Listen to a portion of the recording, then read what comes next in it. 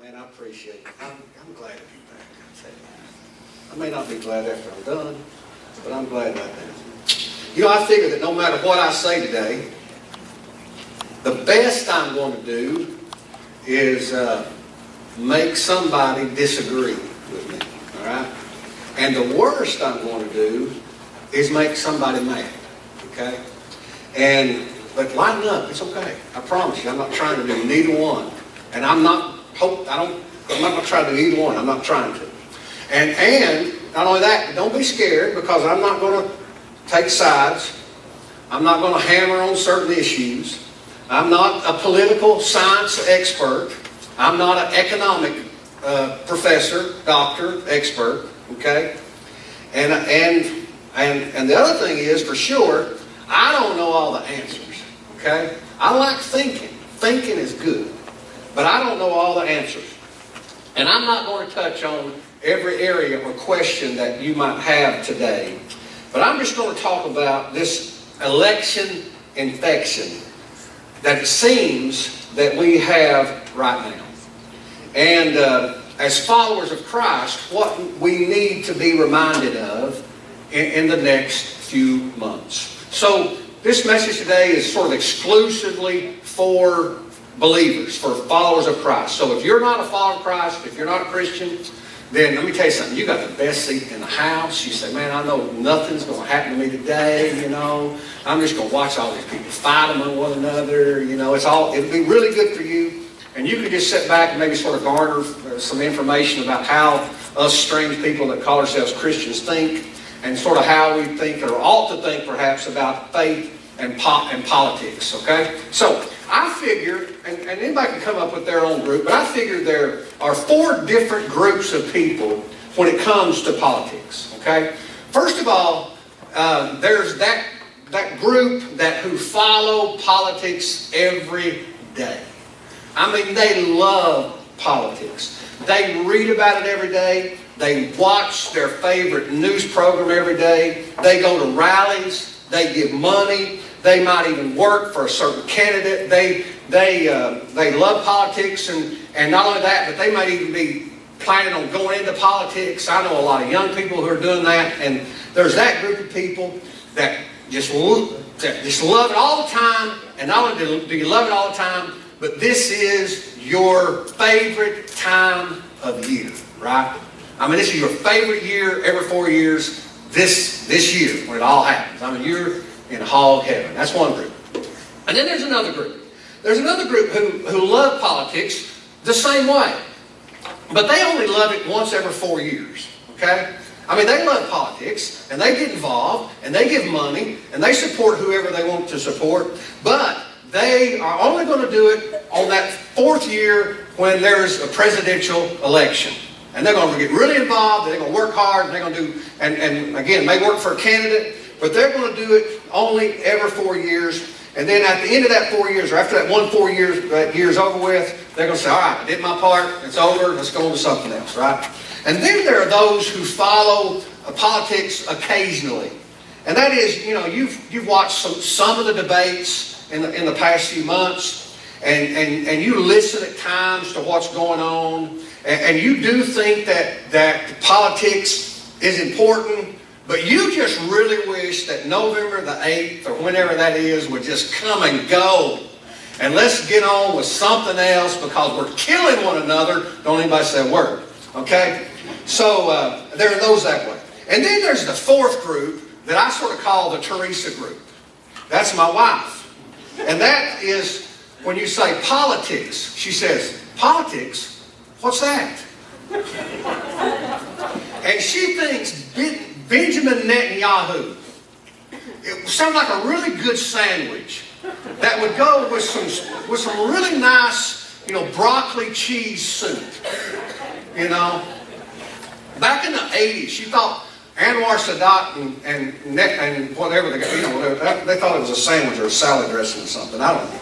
So that's the sort of the groups that I put us in. All right, I don't know. You can pick whatever group you want to, and none of them's wrong. All right, but then we come to this question or this statement that a lot of people say, and it's this: you shouldn't mix religion and politics, okay? You shouldn't mix religion and politics. Now, when somebody says that to me, I'm really not sure what they mean, okay? I'm really not sure exactly what they mean.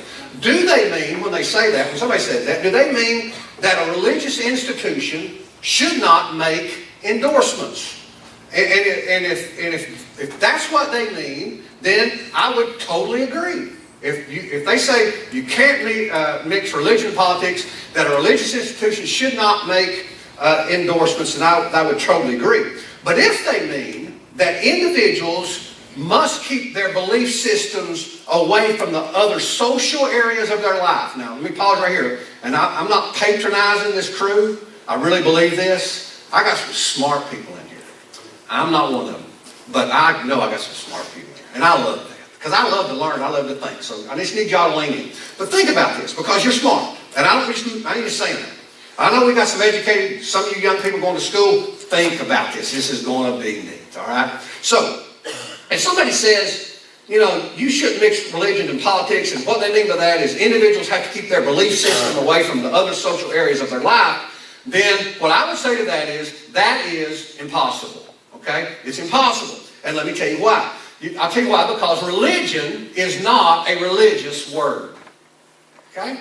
Religion is not a religious word. It's a word that describes somebody's beliefs. We say it all the time. Man, I tell you, golf is their religion. Or whatever is their religion. Or whatever they do, it's their religion. It's something that it's a belief that they espouse. So, religion is nothing more than a belief system. And what you and I believe determines how we act or how we react, okay? You cannot separate that. I cannot separate that. Let me show you what I'm talking about. What you believe and I believe determines how we act and how we react, and it affects the decisions that we make. Now, that doesn't mean that you and I cannot go against our belief system. We cannot go against what we believe because we can, and we do it all the time. Some of you may work for a company who does some things, not illegally, but that go against some of your belief system, okay? So it doesn't mean that if you have certain beliefs that you can't go against those beliefs. But what we're talking about is, do they affect what you believe? And they do, because when you go against your belief system, no matter when it is, you always know that you're doing it. Now think about that. You say, if I'm working for a company, let's say, and let's say that you don't believe that you should work on Sunday, okay? But now you're having to work for a company where you have to work on Sunday. Here's what you're thinking. I'm going to do this even though I don't believe that anybody ought to do this, but you still do it knowing that it goes against some belief system. So you understand, when you go against your belief system, you know it's in your mind, because you can't separate those things. You know that you're doing it. So, here's going to be the most wordy thing I say, so lean in. So, we're talking about politics. So when it comes to something like politics is not an objective thing, it's a subjective thing. Remember, right? It's a philosophical thing. Philosophy has to do with beliefs, okay? We're talking about, can we separate our beliefs? So politics is a philosophical thing, and it's a subjective thing. And here's what I mean by subjective. I know most of you know this. When it's subjective, it's like this. I like chocolate, you like vanilla, but neither one is right or wrong. Got it? I like chocolate, you like vanilla, somebody else likes strawberry, but nobody can stand up objectively and say, you liking chocolate is wrong. Okay?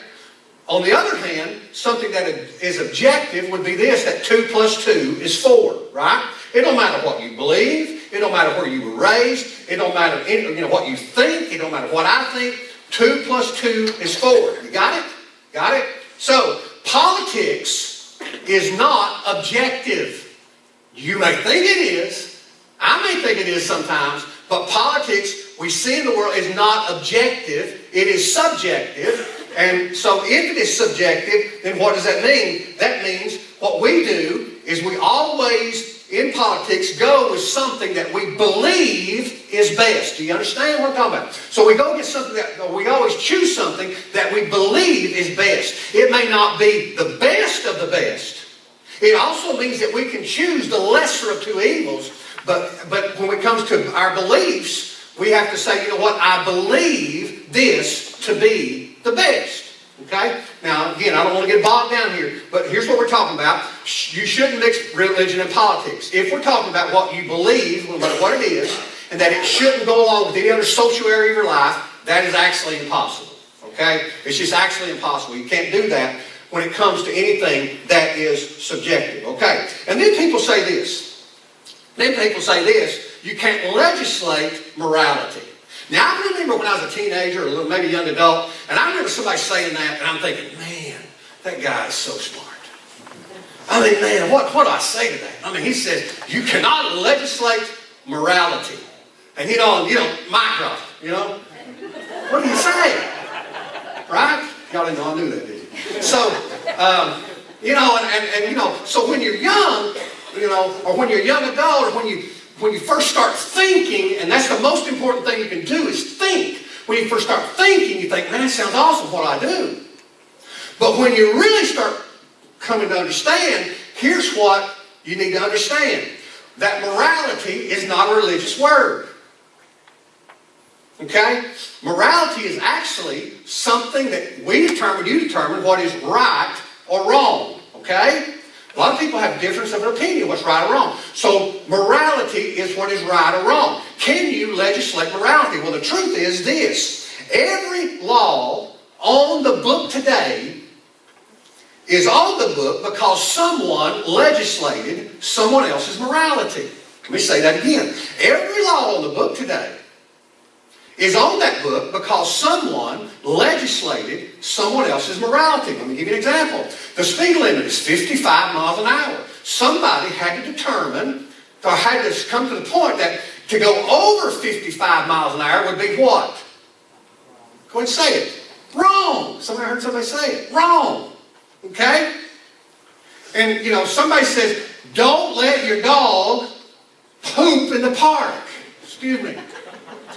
Somebody had to determine that was what? Wrong. And anything that's wrong or right is a moral statement, correct? So when we make laws, in fact, all laws are made because somebody's morality was legislated. Get it? Remember that. So let me tell you something, students. You're going to go back to your professor sometime, and I'm telling you, he's going to say, you can't legislate morality. He'll say, sir, I know I'm here to learn from you, and but aren't all laws actually they're on the books because somebody's morality was legislated? And I said, I'm not, y'all don't know Columbo, but you got to use the Columbo approach. Some of us older people, you got to play really dumb. So, I'm not too smart. I don't really have the degrees that you have, not been to school that you have. But sir, ma'am, aren't all laws on the books because we legislated somebody's morality? Okay? All right. You're dismissed. No, I'm kidding. So, we're going to get to something. So you shouldn't mix religion and politics, people say. You can't legislate morality. But then, what about us as followers of Christ? Do we have anything in the Bible that talks about God and government? And let me give you 3 examples. Then I'm just going to make some comments. Okay, let me give you 3 examples where we have God being involved in government, and even how we ought to be involved in government, and not just, I don't mean, become a governor or anything, but some people need to do that. But let me give you an example. One of the examples we talked about not too long ago was Daniel. And Daniel moved up in the kingdom, and actually God spoke to Daniel and was talking about this king by the name of Nebuchadnezzar. Okay? He was not a Jewish king, he was just a bad king, and he got really prideful. And God was going to sort of knock him down a notch.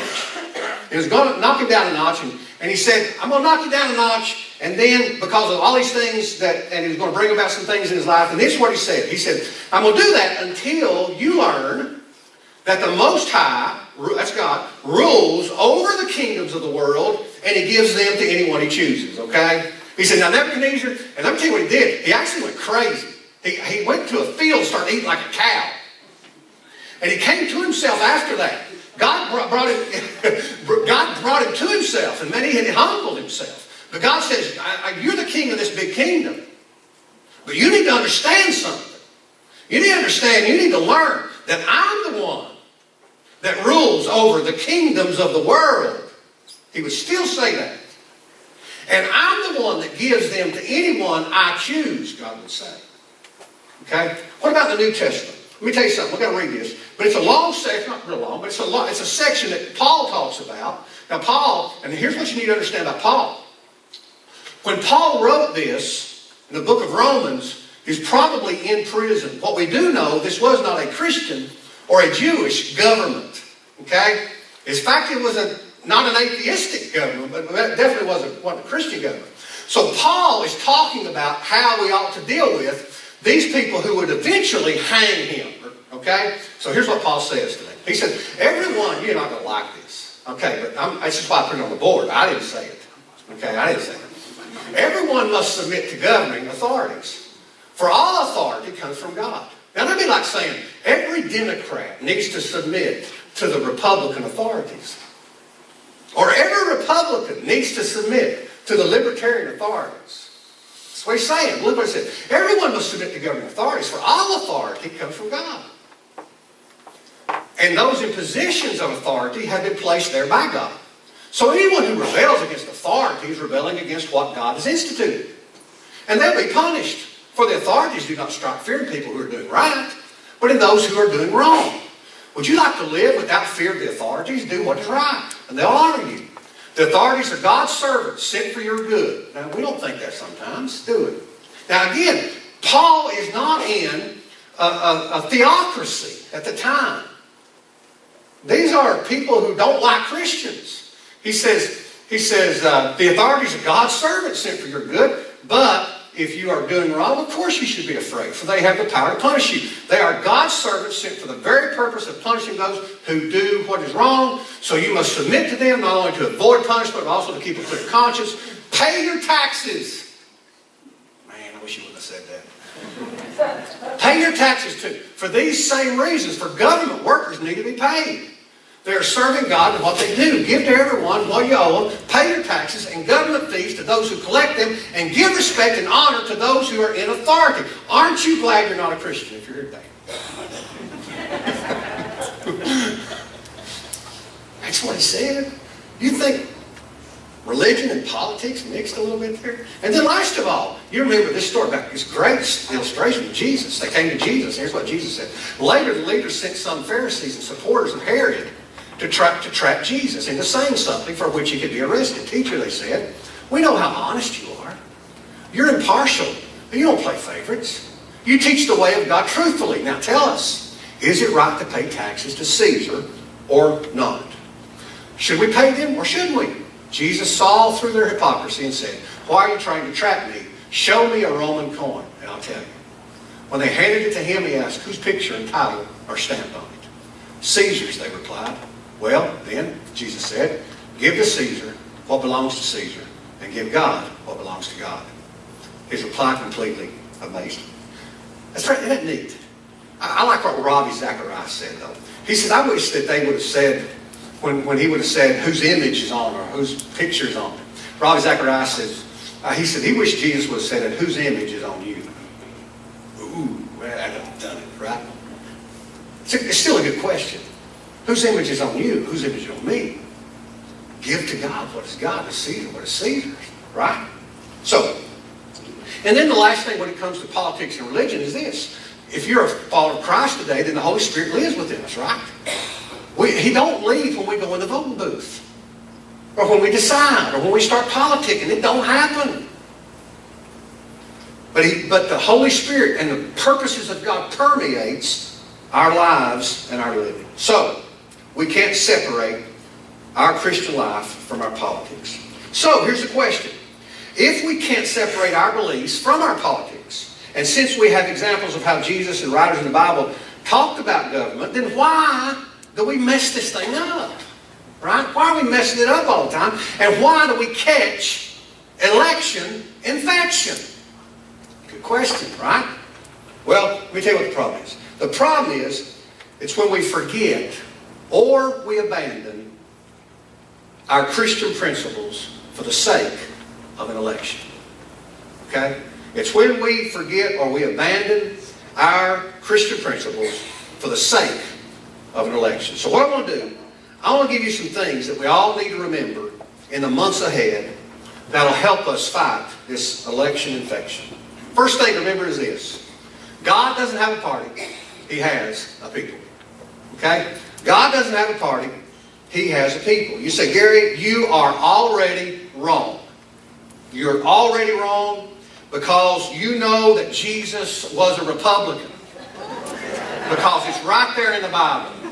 Then the king will say to those on the right, come, you are blessed by my Father. Inherit the kingdom prepared for you from the creation of the world. Everybody knows Jesus was a Republican, right? And then some of you say, oh no, I've read the Bible. Jesus was a Democrat. It's clear. And everyone who has left houses and brothers and sisters or father and mother or wife or children or fields, not right houses, left houses, for my sake will receive 100 times as much as and will inherit eternal life. Everybody knows Jesus was the ultimate dispenser of health care. Jesus was a Democrat. Clear. And what about the libertarians? They'll say, oh no. Jesus was a libertarian. Here's what it says. You should mind your own business. And work with your hands. Just as we told you. So that your daily life will win the respect of outsiders so that you will not be dependent on anybody. What am I saying? Let me tell you. No matter where you and I stand, we can find something in the Bible to support what we believe. Right? We can do it. And what we need to remember is that our own political view makes perfect sense to us. Right? It makes perfect sense to us. But again, God doesn't have a party. He's got people. And what you and I need to remember and look and figure out, all parties go to church. All parties go to church. You're right here. All parties go to church. When I was a teenager, I'll use the word. No, it's not a bad word. I was sort of indoctrinated, a certain way, and politically. And I thought, man, that Jesus was the same. This was Jesus, And if you wasn't this way, you just, you was gonna split hell wide open, And so that's just the way I was taught, learned and whatever. Until one day, I saw this fella. Man, I knew this fella. And man, I tell you what, he loved Jesus a lot more than I did. And every Sunday morning, man, he was beating me to the church. And while I was piddling around, he was working like a dog. He worked in children's church too. That'll cause you to be atheist. and he'll work in children's church. And I'm telling you what, and I know his political persuasion, was totally opposite of mine. And I tell you what, he loved them kids. And he taught them kids the Bible. And man, I tell you what, and we picked up kids on buses. And you know what? Them little kids didn't have a father a lot of times. They didn't know their mother a lot of times. But they knew this fella, and they loved this fella. And I was only about 17 or 18, maybe 19 years old. But here's what I determined. I determined that good people see things differently. Right? And Jesus really doesn't. People, Christians, believers, Jesus really doesn't have a party. He got a people. And we need to remember that. The second thing we need to remember is this. Our job is not to make a nation, but to make disciples. You say, well, what's the Great Commission? Well, here's what it says. Jesus came to them and said, all authority in heaven and earth has been given to me. Therefore, go and make disciples of all nations. There it is. We ought to know. Look what he says. Go and make disciples of all nations, baptizing them. You can't baptize a nation. But we're baptizing them in the name of the Father, Son, and the Holy Spirit. He said, go to all the world. We're to make disciples. And we're not to make a nation. Let me give you a neat statistic, because some of you, like me, have been brainwashed into thinking certain things. But the most important thing you can do is learn to think. Let me show you something weird. You know, in 2010, there were 68 million Christians in China. Okay? Here's the projection for China. They believe that in China, in the year 2025, there will be 160 million Christians in China. And in the year 2030, there will be 247 million Christians in China. It will be the largest, and is soon to be now, the largest Christian nation in the world. And in case you forgot, China is a communist nation and considered atheistic. Wow.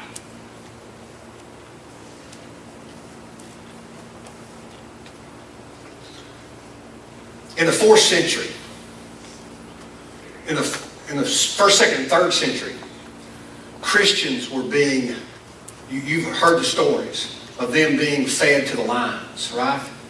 You've heard them being impaled, burned at the stake. This all happened, one of them was under the same emperor when Nero, when Paul was writing some of this stuff. Nero was killing people. He burned the city of Jerusalem and he blamed it on Christians so he and others would have an opportunity to kill Christians. For the first 3 centuries, I'm telling you, Christians were being slaughtered. In fact, side note, the 20th century has been the worst since that time. It's happened. Okay? So these are being slaughtered. So now in the 4th century, Constantine becomes a Christian, the emperor of the Roman Empire. And being a Christian to some becomes in vogue. It's hip. It's the way to be. Christian nation. You know what many people do? Many of those most dedicated Christians, they leave now Rome. And you know what they do? They become hermits and begin living on their own. You know why? Because Constantine, the emperor, is now a Christian, and the world has gone to hell because Christianity has become too worldly. And they begin to move out into the desert. And now other people begin to move out in the desert. And they begin to form groups out in the desert. And you know what they end up calling them? Monasteries and monks who live there. And some of the people that we read about today are those. And you know why they left? They left because they thought the worst thing that could ever happen would be to have a Christian king or emperor. Do you know today in Moldova, the Protestants in Moldova today, they will vote for a communist leader. You know why? They will vote for communist candidates in all elections because they believe that the church has become so complacent that they want to restore the purity that the church had when it was undergoing persecution. You see, these people's primary concern was not a nation or a leader who espoused godly principles. But their concern was, what does our nation, listen, what does our nation need to look like in order for more people to turn to Christ? I'll say that again. That they lived, they voted. And their concern was not primary. There's nothing, now don't get me wrong, there's nothing wrong with, I want a godly man or a woman as a leader. There's nothing wrong with all that. I'm not telling you there is. I want a godly nation. But here's what I'm telling you. A godly nation is not the end that we're looking for, is it? Believers? What's the end? The end that we're looking for is to make disciples. So these people, their concern was not what does our nation need to have a godly nation. But their concern was what does our nation need to look like in order that more people will turn to Christ. And I think that ought to be our primary concern as well. And by the way, you say, well, I want a godly nation, but whose definition of God are we going to use? And again, I'm for Christian people everywhere. But whose definition of God are we going to use? I mean, we can't even agree on if it's all right for me to wear tennis shoes on Sunday or not. We're going to use the Episcopals, the Baptists, the Presbyterians, where you believe you go up on the roof and never come down when you die. It's a joke. Think about it later. Okay. So we need to grasp the fact. We need to grasp the fact that the government cannot save us. Only God can. The government can't save us. Only God can. And we never read in the New Testament. We never hear from Jesus. In the times where they were killing Christians, we never read in the New Testament any time where the apostles are expending a bunch of energy trying to teach believers on how to reform a world. It's not there. You know what he's trying to do? Let me tell you what he's done. He's not given that job to elected leaders. He's saying, I'm sending you as disciples, and you are my ambassadors. Why? Because we're sent not to make a nation, but we're sent to make disciples. All right? You with me? You just disagree or mad so far? Maybe. All right, let's move on. Well, let me just put, since it's on my board, let me say this. Remember this. Evangelism, not political power, is God's primary means of dealing with the world's problems. Okay? Right? Let me tell you something. We can boycott everybody we want to. And I do it sometimes. I just get mad and say I ain't going there. I'm human. Right? We can boycott anytime we want to. But I can't win anybody if I'm there. Okay? So evangelism and not political power is God's primary means of dealing with the world's problems. Okay? I mean, if I want a heart, man, I've really changed. A heart will change, okay? All right. So, the next thing we need to remember is this. The greatest commandment is still the greatest commandment, even in an election year. Okay? That's number 3. The greatest commandment is still the greatest commandment, even in election year. What's the greatest commandment? Remember what they said to Jesus? Teacher, which is the greatest commandment in the law? Jesus replied, love the Lord your God with all your heart, and with all your soul, with all your mind. This is the first and greatest commandment. And the second is like it, love your neighbor as yourself. Even during an election year. Love your neighbor as yourself. This means Republicans, love Democrats. Democrats, love Republicans. Libertarians, mind your own business. What does that mean? Watch what you say to people. Watch what you call people. Don't be throwing around names. Just quit. Right? Quit. The commandments still look good during election year. Man, got to move on. Remember this. God is in control. He's got this. He's in control. And that means you can breathe. Like Andy Stanley says, you're scaring the children. Stop. God's got this under control. That means don't be paranoid. The country is not going to be destroyed if your candidate loses. It's not. It's not going to be like I want or you want it. It's going to get worse. Well, I know that. But let me just go on. So, it's not going to be destroyed. Here's what Paul told Timothy.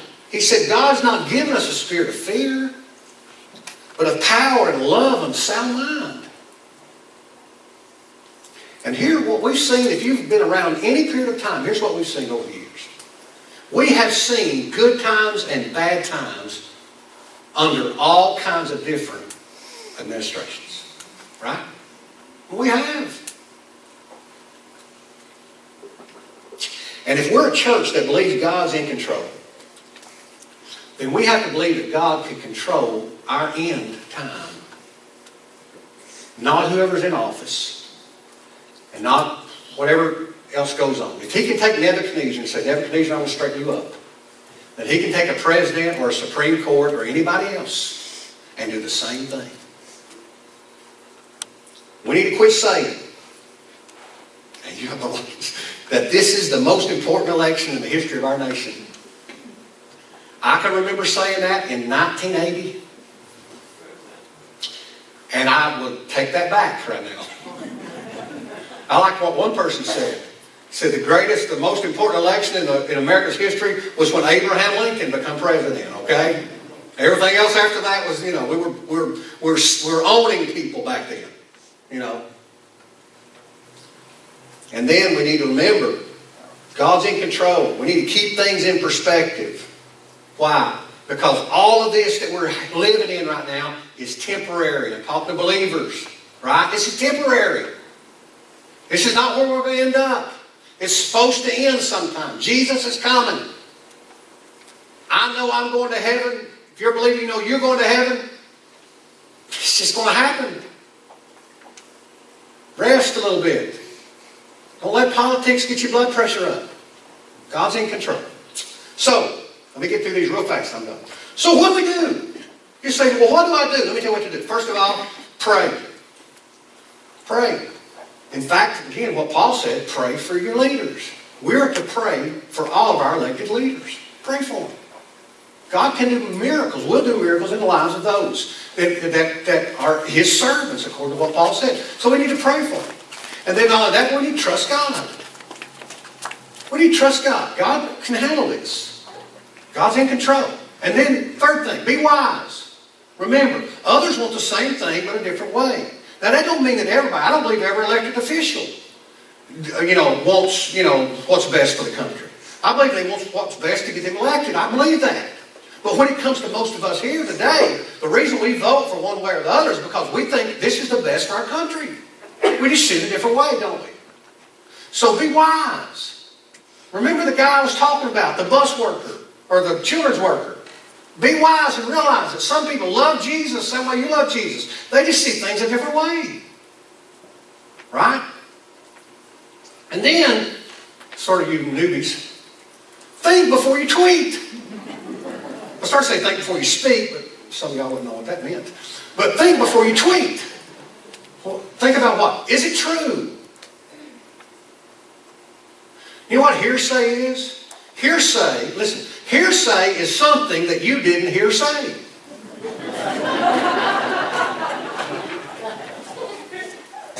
And I promise you, whether you're listening to MSNBC or you listen to Fox, there's something they want more than a president. They want ratings. And they're going to bring in anybody and everybody they can to get them and say anything they want to say. You've got to be wiser than that. You've got to be smarter than that. I mean, you hear what somebody says about somebody else, but what if they were in front of you? Hearsay is something that you don't hear say. If you hear say something, have at it. You got to believe, just like anybody else. So think before you tweet. Is it true? Is it necessary? Some things are true, they're just not necessary to say. Now I'm talking to Christians here. I'm bringing it home right. Not only that, but before I tweet it, will it hinder my ability to influence this person?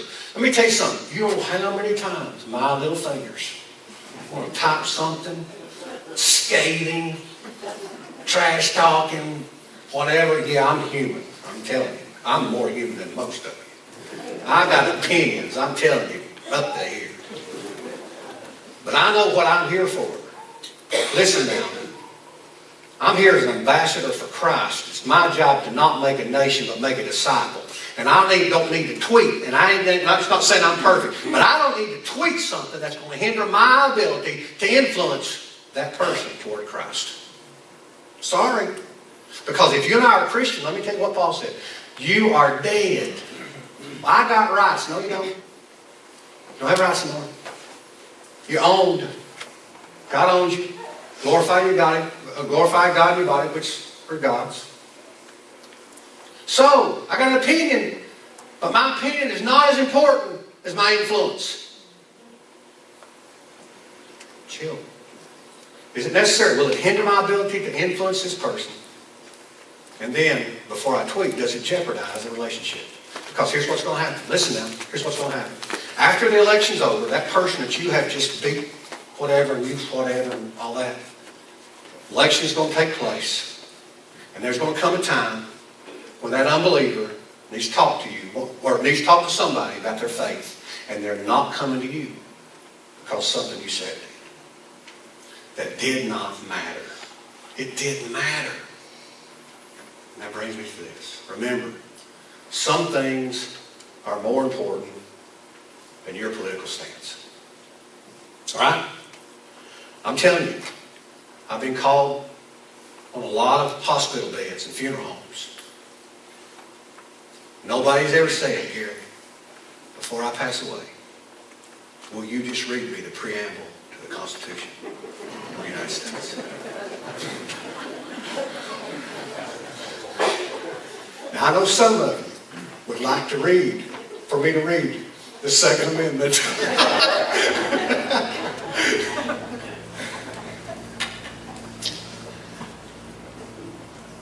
There's going to be tragedy in people's lives.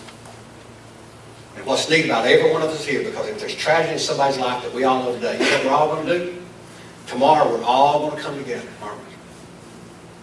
Somebody has a big need in our fellowship. You know what we're going to do tomorrow? We're going to forget about all that stuff that don't matter. And we're going to meet somebody's need. And that's what we're here for. Got it? Let me pray for you. Lord, thank you for these folks. Thank you that you made us all so different. All of our opinions matter. All of our thoughts matter. What matters more than anything else is that we're here for other people. And we're here so that our light may shine, our salt may affect others so that they would become followers of Christ. And I pray in the next few months that we would just remember some things and understand that what's more important than anything that's going on is our purpose for why we're here. And I pray that we trust you, love people, and I pray in Jesus' name.